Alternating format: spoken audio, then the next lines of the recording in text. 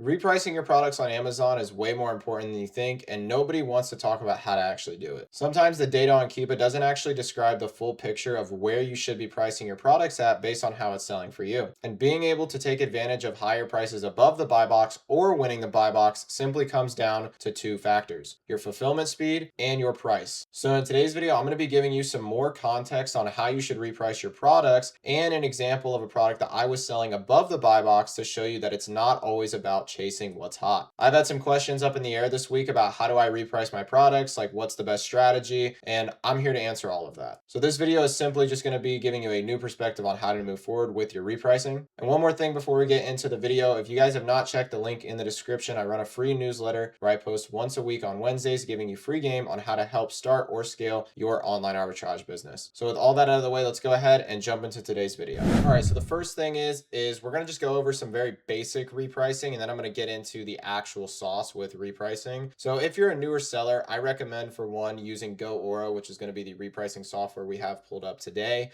This is easily by far the most simple repricer to actually go ahead and use to get started and just understanding how repricing works. Essentially, it's just like you're setting your minimum sale price that you want to sell the product for, and then the repricer is using AI algorithms to actually price your products competitively, which again is down to your fulfillment speed and your actual price competitiveness.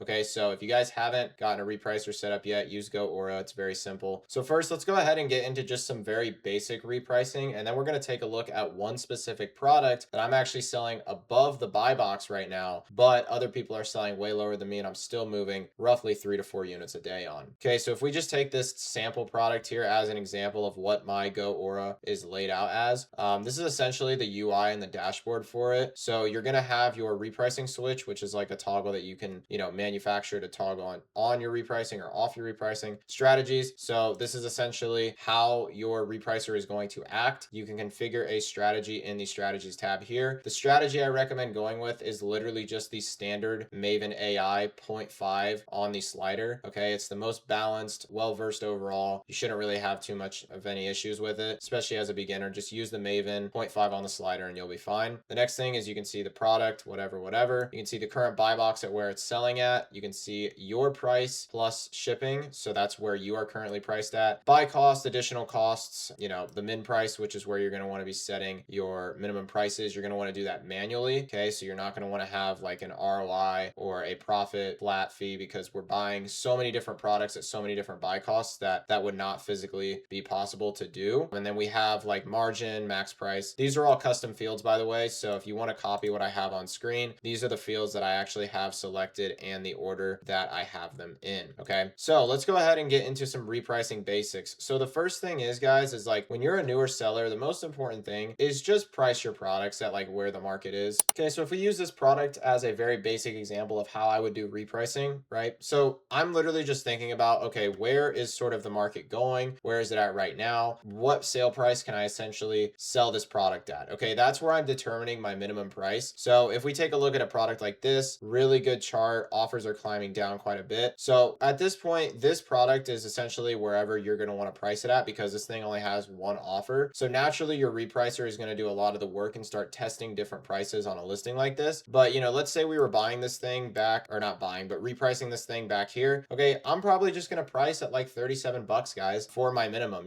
We can see that like that's really where the market is headed, and that's where people are getting the buy box shares. So if you're a beginner, I wouldn't worry about being too perfect with your repricing, because you have to learn how these algorithms kind of work, where they want to price your products at, where you're also starting to see sales at. That's a big thing with repricing, is just letting the repricer do its thing, getting feedback, and then from that feedback, you can kind of determine, okay, I might need to lower my price if I'm selling too slow, or if I'm selling too fast, I might want to raise my price so that I can maximize my profit per unit and my margin per unit every single time this product sells. And that's like the basic philosophy behind repricing, is it's a balance of profitability and velocity. So at this point, I would be pricing this product at $37, right? That's literally where the current market ask price is in this example here. Now, let's say this was an opposite scenario where there were offers coming on and they were rising. I wouldn't be panicking and like dropping my price super low. I would just be like thinking, okay, if the offers are rising right now and the market price is still holding strong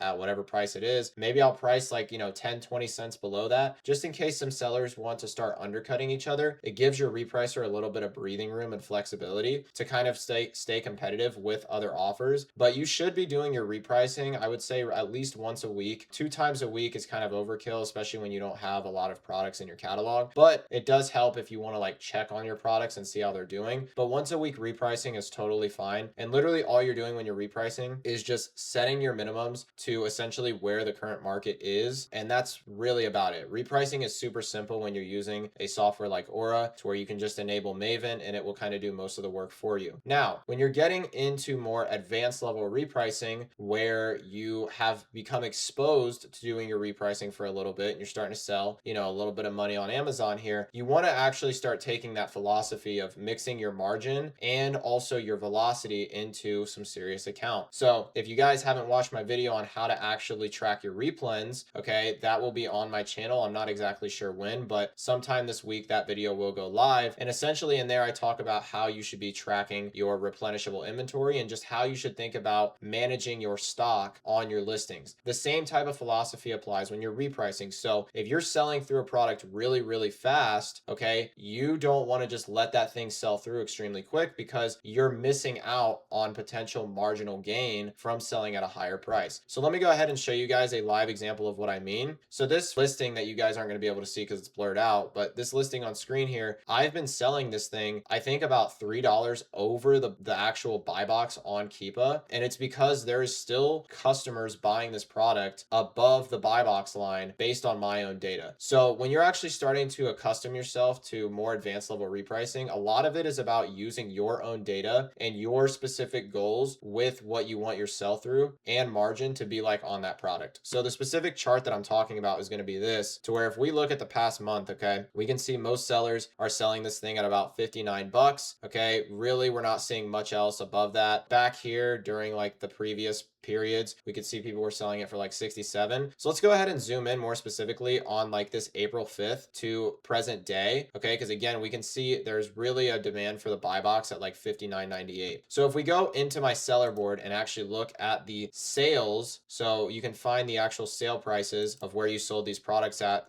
using this number down here. Okay, if we go ahead and filter that by order date descending, which is going to show us the most recent orders to our earliest orders on this product. Okay, guys, we can see that I've been selling this product at $64 plus every single day. I've sold 3 today, 1 yesterday, and I have sold so many units of this product well above the buy box price because I'm just leveraging my own data. Okay, so like this product, for example, we can see from that whole week that I was selling it at like 65 bucks, everyone else was priced at 60. So this is where you have to kind of let your repricer play around with certain pricing. And once you start to see that velocity really picks up on these products that you're selling through really quickly, you need to be mindful not wanting to sell out too fast, right? Because you could be maximizing extra profit per unit. So like this product, for example, why would I price lower if I'm literally like, I think this day I sold like 10 units all at 65 bucks. And that was the 21st of April, which we can see on the 21st of April, nothing indicates that you could sell this product for $65. Okay. So why would I drop my price if I'm already selling 10 units a day back down to whatever the current market rate is asking, right? So repricing is a good blend of like using your own data to actually justify where you should be pricing your products. And then in accordance to your own data, you should be also considering how many days of stock you actually have left. Because a big thing that I like to think about with my business is that I like to stay stocked up as long as possible. When I say as long as possible, just for like a 30-day time period, okay? I like to stay stocked up for at least 30 days when I am actually like selling through my products. So because of that, if I'm seeing that I can get, sales very consistently at 65 bucks on a product like this, and I might not have a replenishable opportunity to go ahead and restock that product anytime soon, I'm probably going to be testing prices little by little. I might raise to, 65.50 as my minimum price, 66, 66.50, because now if I know I can't restock that product and I'm going to go out of stock regardless, guys, I'm trying to maximize margin and profit per unit here. Okay. And it's not in like a micromanaging kind of way. It's just noticing that like, hey, okay, if I'm selling every single sale here above the buy box at like 64, 65, every week I'm just going to raise that little by little, right? Because until the sales velocity dips to a point of where I see that, okay, the market no longer wants to pay me this much for this particular item at this much of a velocity rate, then I will bring my price back down. So it's all about playing the field when it comes to dynamically being able to price your products. And it's all in accordance to how fast you want your products to sell, right? Because the thing is like, I'm not going to be pricing at $60 here when I can be making $5 extra per unit. And if I know that I can't restock this product today for whatever that case may be, and I'm not heavily stocked on this product, guys, I'm maximizing profit per unit every single time. And when you start repricing this way, not only do you maintain healthy inventory levels to where you're not selling through inventory way too fast or way too slow, but you're also actually raising your profit margin, which is then going to allow you to actually make more margin at the end of the month and sell through inventory a lot more smart. Okay, so advanced level repricing is very simply just a game of balancing your margin with your velocity in accordance to how many days of stock you have left on a product, and then in accordance to can you replan that product and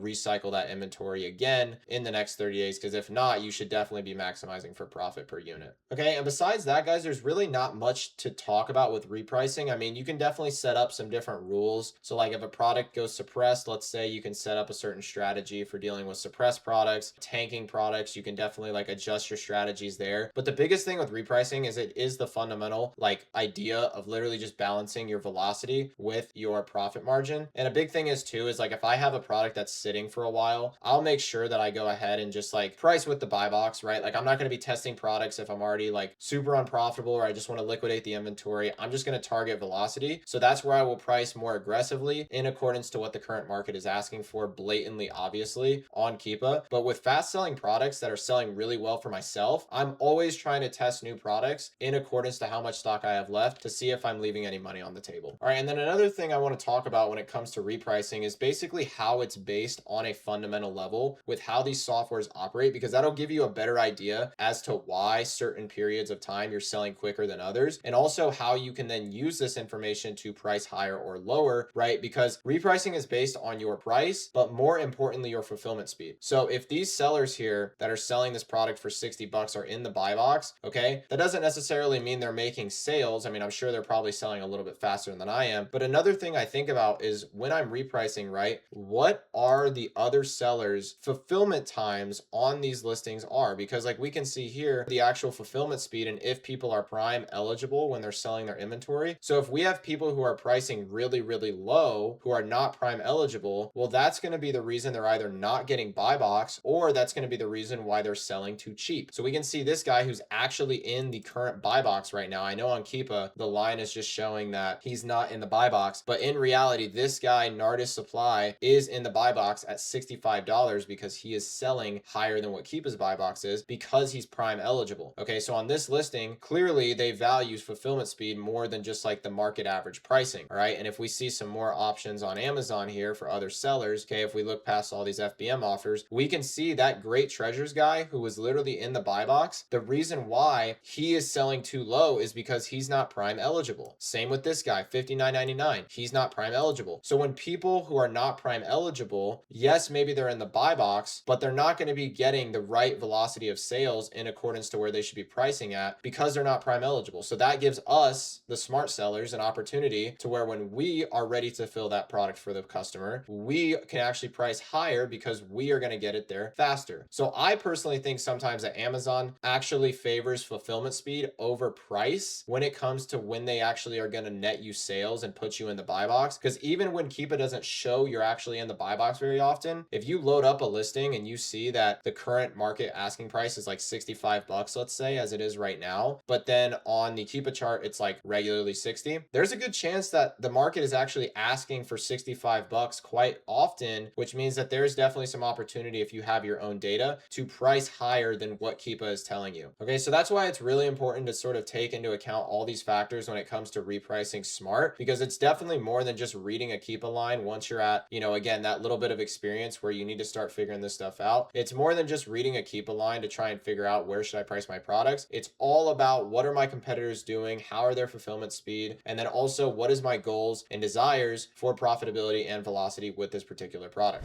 So So I hope you guys were able to take away some value from what I talked about in today's video. I kind of wanted to give two different perspectives to where if you're a beginner, you really don't have to worry about that stuff. Just get your feet wet with pricing and current market conditions. But once you start selling some, decent revenue a month, at least like 20K or something, it's definitely something that you're going to want to be mindful of. And again, it's all just based on mainly fulfillment speed more than anything and price in accordance to the competitiveness of that given market. Before I end this video, again, if you guys have not checked out my newsletter, link is in the description below. If you haven't checked out my newsletter, link is in the description below. I run a once a week post on Wednesdays helping you start or scale your Amazon online arbitrage business. And until next time, I will see you guys then. So peace out.